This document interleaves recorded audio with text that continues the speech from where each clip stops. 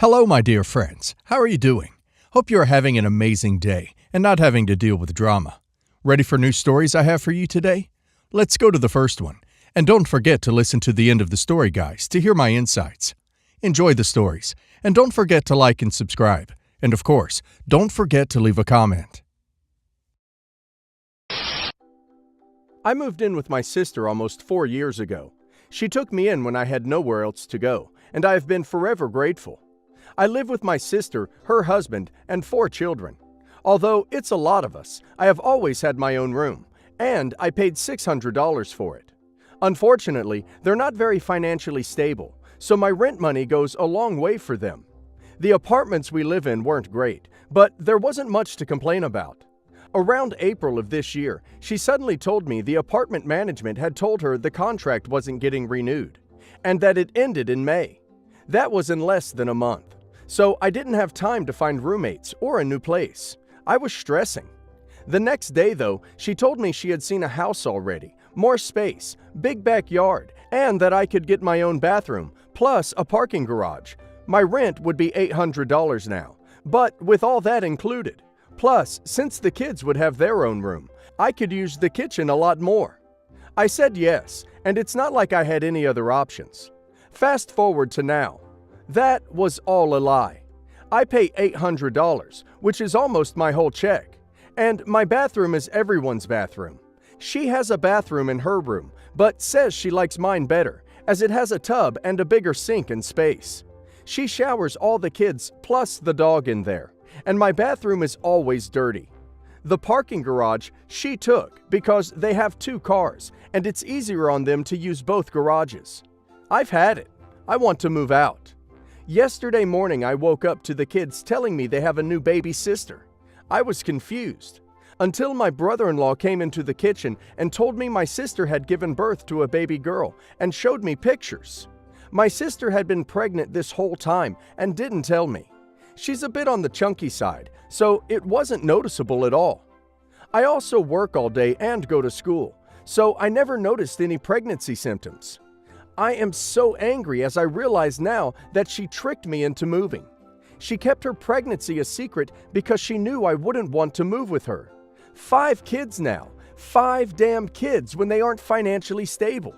I want to move out. But I know without my $800, they can't afford the place. They'd have to find a place elsewhere and pay for something they can't afford. I feel stuck. I don't want to live here anymore. I come home tired every day from work to screaming children, and my sister constantly going off on the kids. Some of my friends have said it's not that big of a deal, and I should just stay, since I'm rarely ever home, and I should stay since I know they can't afford anything without me. But I'm angry. $800 is so much money for a room. It's too much money for everything I put up with. And the fact that she hid her pregnancy and tricked me into moving here just for her own benefit is crazy. Who does that? Surprise! I've been pregnant this whole 9 months. Move out and take care of yourself. You are not responsible for your sister or her children. She should not have had 5 kids if she and her husband can't provide for them. I agree that she tricked you and takes advantage of you by constantly using your bathroom and refusing to share the garage. For your own happiness, move out. It might strain or damage your relationship with her, but are you prepared to live like this forever just to appease her? It's going to be difficult no matter what you choose. But know that your chances of living your life happily are probably higher if you put yourself first. Sister-in-law and I have never had much of a relationship, just a cordial relationship. My wife, 25 female, and sister-in-law aren't particularly close either. Late last year, sister-in-law briefly moved in with us after she broke up with her boyfriend, and until she could find her own place. She stayed with us for about 3 to 4 months and then moved out. Last month, out of nowhere, sister-in-law called my wife and claimed that back when she was living with us, she had an affair with me, and that she feels really guilty and couldn't take it anymore, and wanted to confess to my wife. She told her that I was the one who pursued her, and she gave in because she was vulnerable after her breakup. It's so bizarre, because none of this ever ducking happened. My wife was very shocked, but we talked it over, and nothing sister-in-law said made sense when we went over the timeline, etc. And I insisted on showing my wife my phone. And, well, I didn't really know what else to do to show that I didn't have an affair. Luckily, my wife believes me and has told me that sister-in-law had a problem with lying for attention when she was younger too, but she thought sister-in-law grew out of it. Apparently, that's why they are not close, because she used to make up elaborate stories at school and often lied about my wife. My in-laws believe sister-in-law and are now insisting that my wife leave me, accusing me of being abusive and keeping her under my thumb, which is ridiculous. They constantly call and message my wife despite her telling her parents that she doesn't believe sister-in-law's claims. They think my wife is a battered woman. I don't know what sister-in-law told them, but they said sister-in-law told them she saw questionable behavior from me towards my wife while she was living with us. My in-laws also called my parents and told them all this, and my wife and I had to call them and explain everything. The whole thing is taking a toll on me and my wife. I'm angry and nervous all the time.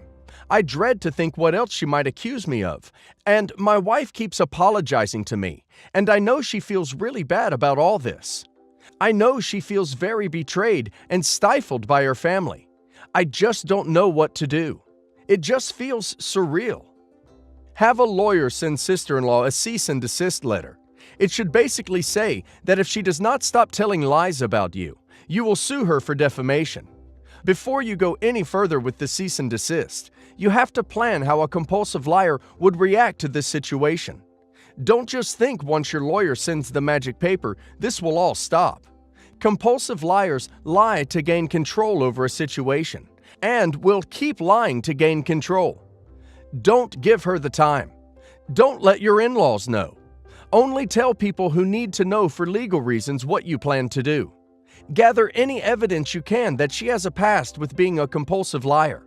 She cannot keep weaving a tale knowing that you are coming for her legally. The only time she should know that her lies are legally liable is when she is holding the paper. So, a year ago I started working in this company, and one of my coworkers in my department is this 45-year-old man. He was a nice man. He was willing to teach me, and many others, when we have our doubts. When I said nice, it was fatherly nice, not like flirty nice. So I always asked him when I had doubts with my work, and others as well, and we were all mainly new during that time. That was it. Then, all of a sudden, he had to quit. We did not really know why, but apparently, according to one of our coworkers, he was having an affair and his wife made him quit. But that was it, and we never heard of him again. I quit my job a few months after that because I got a new job.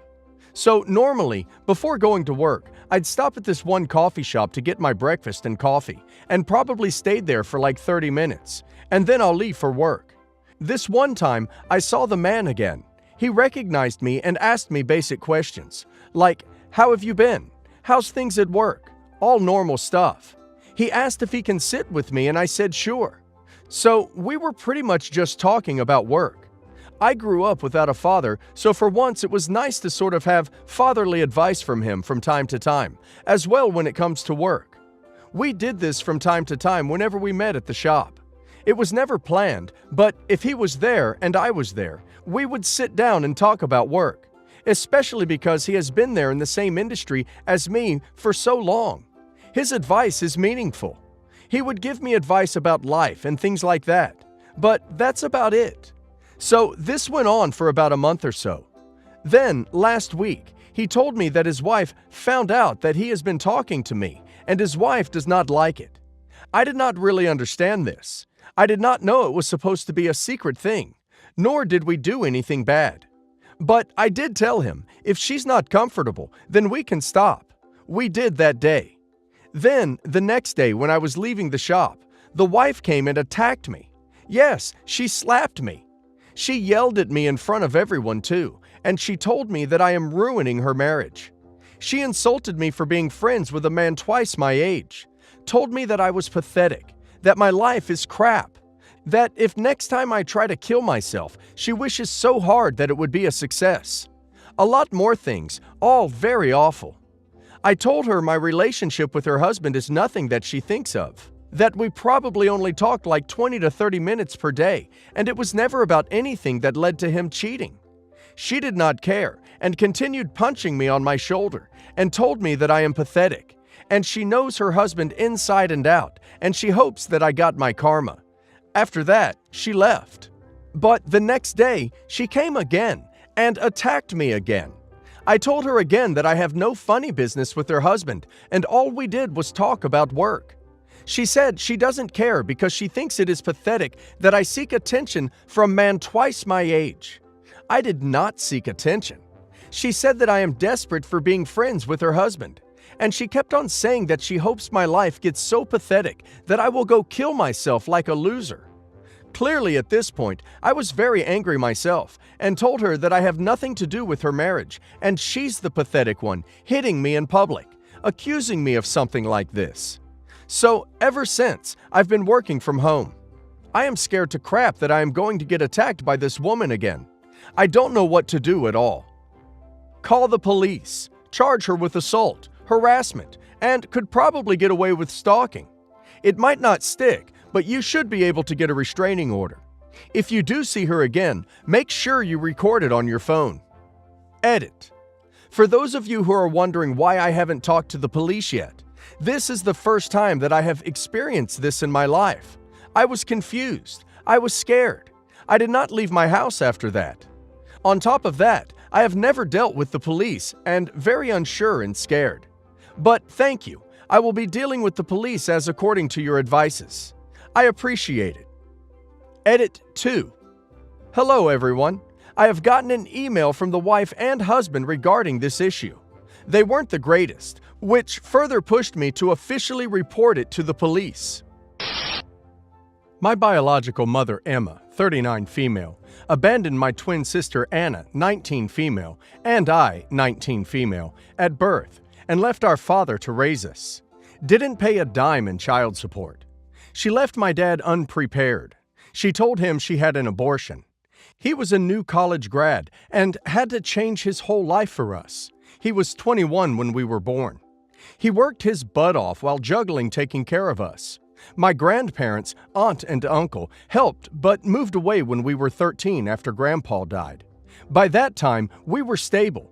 My dad had a nice job and managed to buy a 4-bedroom condo, and we got to go to a private school on scholarship.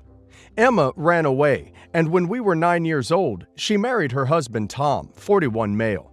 Now, Tom was rich, like owned and founded a billion-dollar company rich. She didn't have any kids with him, but raised his daughter Allison, 14 female, like her own. I knew Emma was my mom, but I thought she didn't give a crap about me or Anna. Never met her in my life. I would stalk them, and they seemed like such a happy family. Allison went to my school, and I would be crazy jealous about the fact they flew on jets, live in a mansion, and more. Emma cared a lot about charity, too. Dad died when we were 18 years old, and after looking through emails, we found out that Emma reached out when we were 16 years old, and Dad didn't tell us. After looking deeper, we found out she had contacted us when we were 5 years old. She offered child support to the tune of $2,500 and a repayment plan for the rest of the child support, and asked to slowly have visitation and maybe split custody. She asked several times, and he always refused. So we were in college right now, and Emma contacted us. She wants to meet up and explain things. She said that she can give us medical info. She said in her message that it's okay if we don't want to see her after this, but just to please give her a moment to explain her side. Should we meet her? Anna says that there is no reason not to, and that she ducked up, but she tried everything to fix it, and she easily could have gotten lawyers and took him away from Dad. But she didn't, and she cared about our well-being. She said we were not entitled to a relationship with her, but since we have no family here, why wouldn't we? I feel another reason Anna wants to meet Emma is because since our paternal family moved away, she lost all of her female role models, and she thinks Emma could be one. I plan to meet her, but I'm going in without expectations, while Anna is really excited, and I'm really scared she's going to be hurt. I also feel that Emma is just going to throw money at us, make up for lost time, and nothing is going to be real. So any advice will be appreciated. It will be difficult to see your sister be more open to this. Remember, you are very different people and will process this in your own way.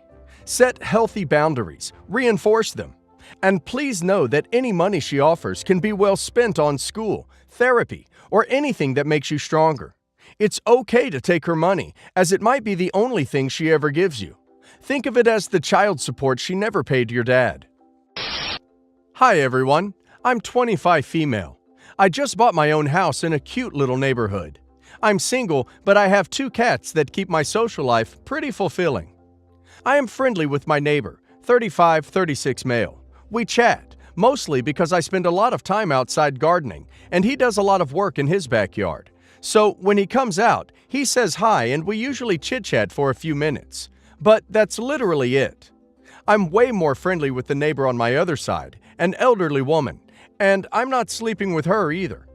But his wife, I don't know her exact age, late 20s maybe, is so sure we're sleeping together. Whenever we talk, she's peeping out the kitchen window. One time after their dog got into my backyard, he came over to get her, and the wife pulled into their driveway and got out and started yelling, "What's going on? What's going on? Why are you over there?" And her husband was like, "Whoa, relax. I was just getting the dog." I've tried to reach out, be friendly with her, but she's always just really short and dismissive. It got really bad over the weekend.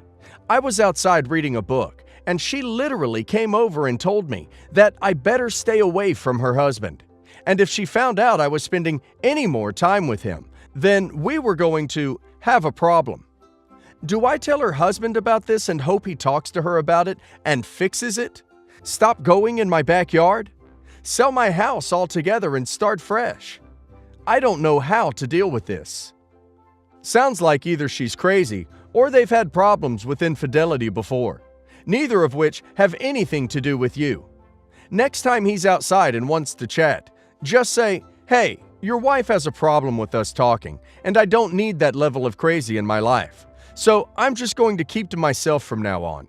If she says anything again, let her know that you're not spending time with him, not trying to, and to keep her crazy to herself and her husband. This is ridiculous. No need to move. Just shut that psycho down.